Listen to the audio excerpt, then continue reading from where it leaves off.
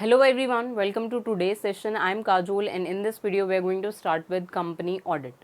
तो इसके previous video में हम ऑडिटिंग के बेसिक कंसेप्ट को डिस्कस कर चुके हैं। हमने प्रोसेस जो है ऑडिटिंग का, उसका जो ऑब्जेक्टिव है उसको भी डिस्कस किया था और उसमें हमने इंटरनल चेक, इंटरनल कंट्रोल और इंटरनल ऑडिट को भी देखा। और प्रीवियस वीडियो में हमने वाउचिंग एंड वेरिफिकेशन को भी डिस्कस किया था। तो आई होप आप इन टॉपिक्स को समझ गए होंगे and we are ready to move ahead.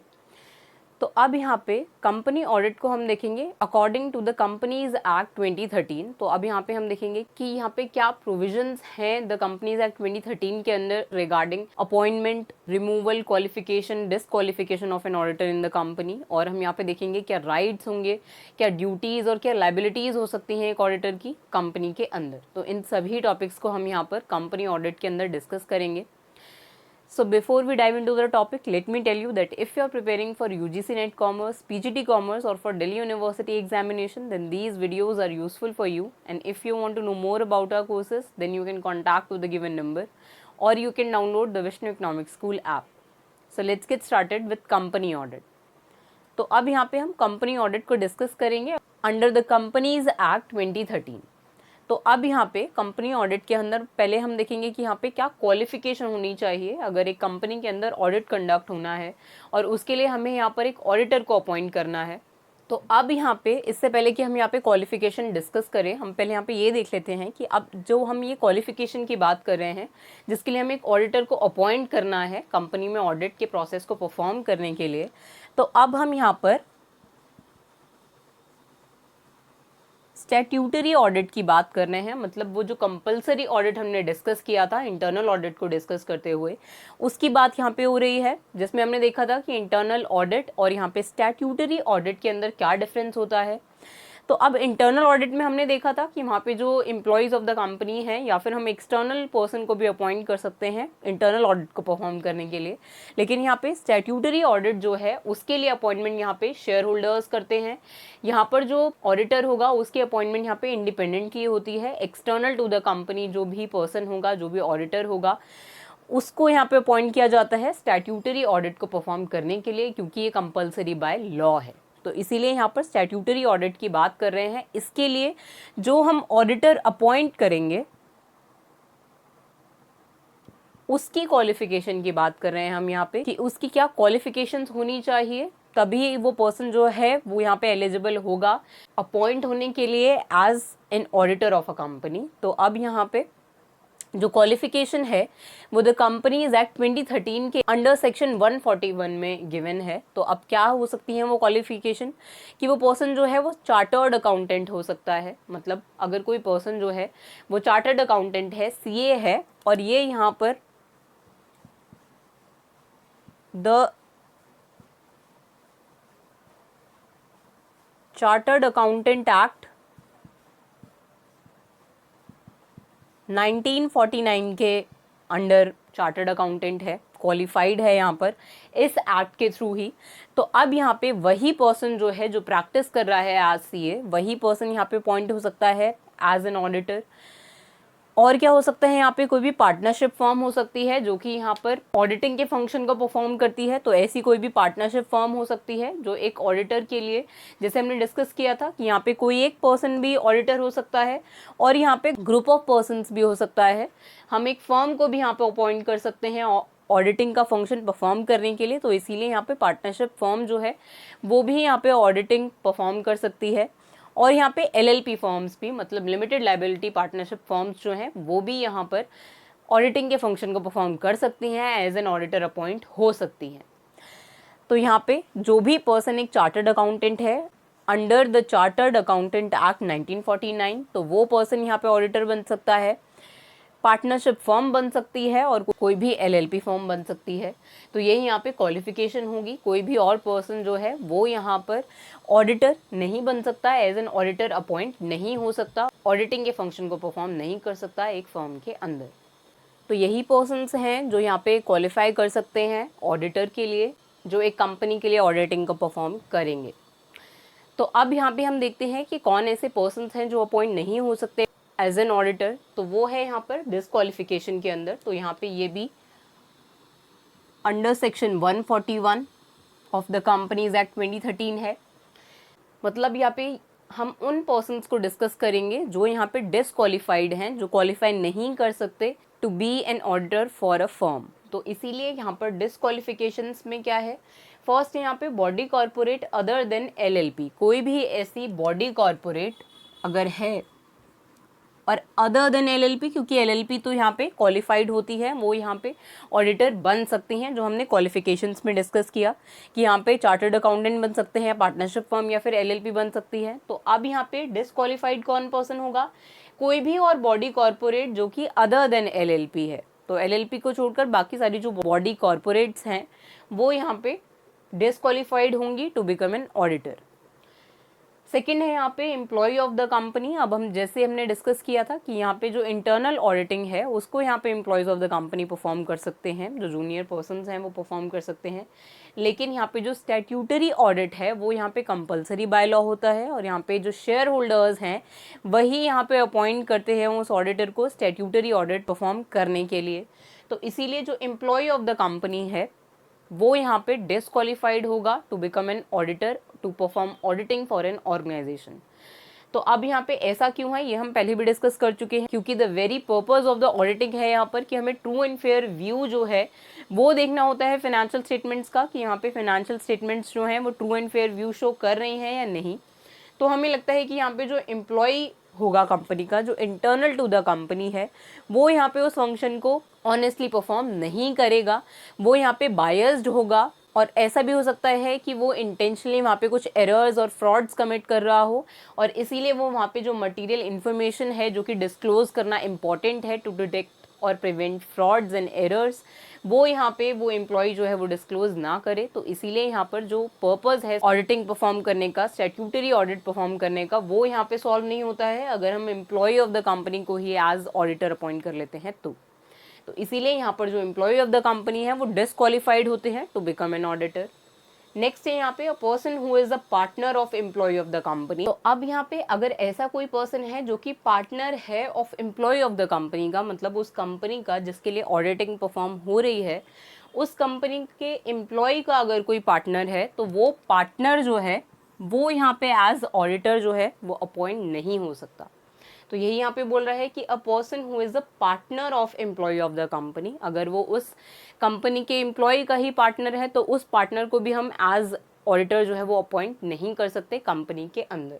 तो अब ऐसा क्यों है, क्योंकि यहाँ पे जो पार्टनर होगा वो एक्चुअली यहाँ पे बायस्ड होगा।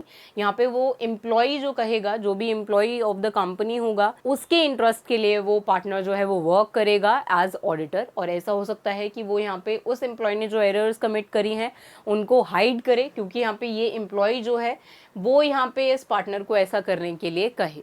तो इसीलिए यहाँ पर कोई भी पोटेंशियल फ्रॉड को अवॉइड करने के लिए, मतलब यहाँ पे ऑडिटिंग ही जिसके लिए हम परफॉर्म कर रहे हैं उसी का पर्पस सॉल्व नहीं होगा अगर यहाँ पे कोई इंटरनल पर्सन जो है अगर उसको एज अ ऑडिटर अपॉइंट कर लेंगे तो नेक्स्ट है यहाँ पे अ पर्सन हैविंग सिक्योरिटीज और इंटरेस्ट इन द कंपनी। अब अगर यहाँ पे कोई ऐसा पर्सन है जिसके पास सिक्योरिटीज या फिर इंटरेस्ट है कंपनी के अंदर, और कंपनी की सब्सिडरी, होल्डिंग या फिर एसोसिएट कंपनी में, मतलब यहाँ पे कोई भी अगर ऐसा पर्सन है जिसके पास कुछ सिक्योरिटीज़ हैं या फिर इंटरेस्ट है कंपनी के अंदर, और या फिर उस कंपनी की सब्सिडरी के अंदर भी हो सकता है, होल्डिंग कंपनी के अंदर भी हो सकता है, और एसोसिएट कंपनी के अंदर भी हो सकता है, तो वो पर्सन जो है वो यहाँ पे डिसक्वालिफाइड होगा टू बिकम एन ऑडिटर। तो इसीलिए यहाँ पर कोई भी ऐसा पर्सन जिसके पास सिक्योरिटीज होंगी या इंटरेस्ट होगा इन द कंपनी, और उस कंपनी की सब्सिडरी कंपनी के अंदर भी हुआ, अब ये कंपनी वो है जिसके लिए ऑडिटिंग परफॉर्म हो रही है, और अब उस कंपनी के ऐसा हो सकता है कोई सब्सिडरी कंपनी हो, और उस सब्सिडरी कंपनी में वो पर्सन जो है वो सिक्योरिटीज या फिर इंटरेस्ट होल्ड करता हो, और ऐसा हो सकता है कि वो कंपनी जो है वो खुद एक सब्सिडरी हो और उसकी कोई होल्डिंग कंपनी हो, और उस होल्डिंग कंपनी के अंदर उस पर्सन का कोई सिक्योरिटी या फिर कोई इंटरेस्ट हो, वो होल्ड करता हो उस कंपनी के अंदर सिक्योरिटीज़ या इंटरेस्ट, और या फिर एसोसिएट कंपनी भी हो सकती है उस कंपनी की। तो अगर इसमें भी इन कंपनीज में भी जो भी यहाँ पे ऐसी कंपनीज हैं जो कि यहाँ पे डिफाइंड है, सब्सिडरी हो सकती है, होल्डिंग हो सकती है, एसोसिएट हो सकती है, तो अगर इन कंपनीज में भी अगर कोई सिक्योरिटीज होल्ड करता है वो पर्सन या फिर इंटरेस्ट होल्ड करता है, तो उस पर्सन को भी हम यहाँ पे एज ऑडिटर अपॉइंट नहीं कर सकते। और यहाँ पे एक रिलैक्सेशन है कि यहाँ पे may hold securities up to face value of ₹1,00,000। मतलब वो पर्सन जो है, जिस पर्सन की हम बात कर रहे हैं जो डिस्क्वालिफाइड होगा, वो पर्सन एक्चुअली यहाँ पे जो सिक्योरिटीज़ हैं वो होल्ड कर सकता है, लेकिन उनकी जो फेस वैल्यू है सिक्योरिटीज़ की वो 1,00,000 से एक्सीड नहीं करनी चाहिए। तो अगर 1,00,000 से एक्सीड करेगी तो हम उसको यहाँ पे एज ऑडिटर अपॉइंट नहीं करेंगे। अगर अंडर 1,00,000 है, 1,00,000 से कम सिक्योरिटीज़ वो होल्ड करता है, तो हम उसको कंसिडर कर सकते हैं कि वो यहाँ पे ऑडिटिंग के फंक्शन को परफॉर्म कर सकता है ऑर्गेनाइजेशन के लिए।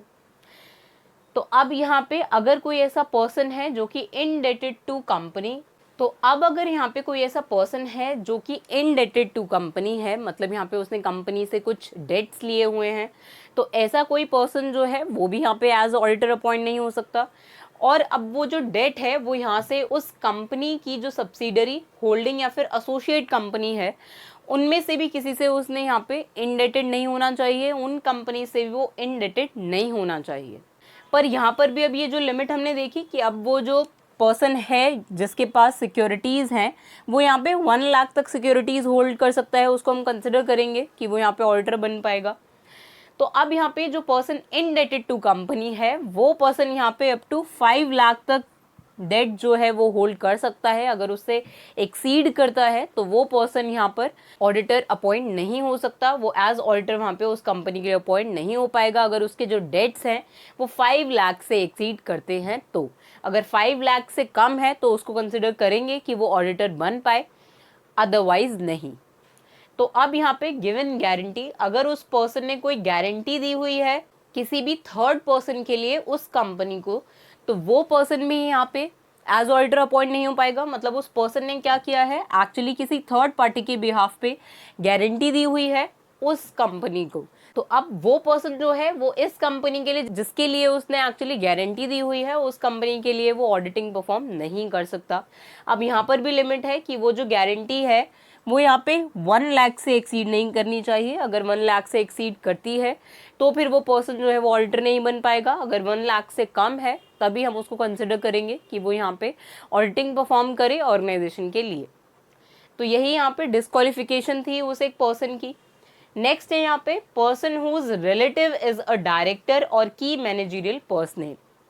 तो अब अगर वो जो पर्सन है जो कि ऑडिटिंग परफॉर्म करेगा, उस पर्सन का अगर कोई रिलेटिव जो है वो डायरेक्टर है कंपनी के अंदर, और या फिर कोई भी की मैनेजरियल पर्सनल है, जो भी वहाँ पर मैनेजर्स हैं, लेट्स से जो भी टॉप लेवल मैनेजमेंट है वहाँ पे उस पर्सन का कोई रिलेटिव है, तो वो पर्सन भी यहाँ पे एज ऑडिटर अपॉइंट नहीं हो पाएगा। नेक्स्ट है यहाँ पर person in full time employment elsewhere. मतलब कोई ऐसा पर्सन जो कि फुल टाइम एम्प्लॉयड है किसी और फर्म के अंदर, और at the time of appointment, और जब उसे एज ऑडिटर अपॉइंट किया जा रहा है तो वो यहाँ पे होल्डिंग अपॉइंटमेंट इन मोर देन 20 कंपनीज, उस टाइम पर वो अपॉइंटमेंट होल्ड करता है। मतलब वो एज ऑडिटर अपॉइंटेड है ऑलरेडी मोर देन 20 कंपनीज के अंदर, तो इसीलिए उस पर्सन को हम यहाँ पे डिसक्वालीफाइड मानेंगे for appointment as an auditor. तो इसीलिए यहाँ पे अगर कोई ऐसा पर्सन है जो कि at the time of appointment, जब उसको एज ऑडिटर अपॉइंट किया जा रहा है, तो वो पर्सन अगर यहाँ पे मोर देन 20 कंपनीज के अंदर ऑलरेडी अपॉइंटेड है, तो वो पर्सन भी यहाँ पे एज ऑडिटर अपॉइंट नहीं हो सकता।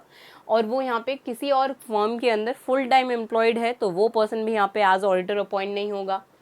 नेक्स्ट है यहाँ पे convicted by court and 10 years haven't passed from the date of conviction. मतलब अगर वो पर्सन यहाँ पे कन्विक्टेड बाय कोर्ट है, अगर वो किसी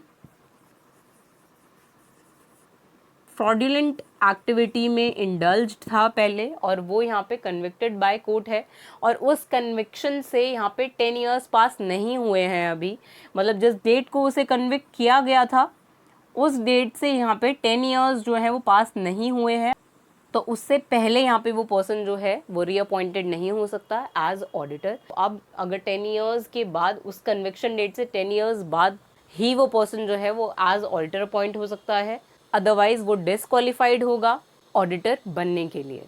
तो यही यहाँ पर क्वालिफिकेशंस और डिसक्वालिफिकेशंस थे ऑडिटर के द कंपनीज एक्ट 2013 के अंदर। तो अब इसके नेक्स्ट वीडियो में हम अपॉइंटमेंट, रीअपॉइंटमेंट और रिमूवल ऑफ ऑडिटर को डिस्कस करेंगे। So see you in the next video. Thank you.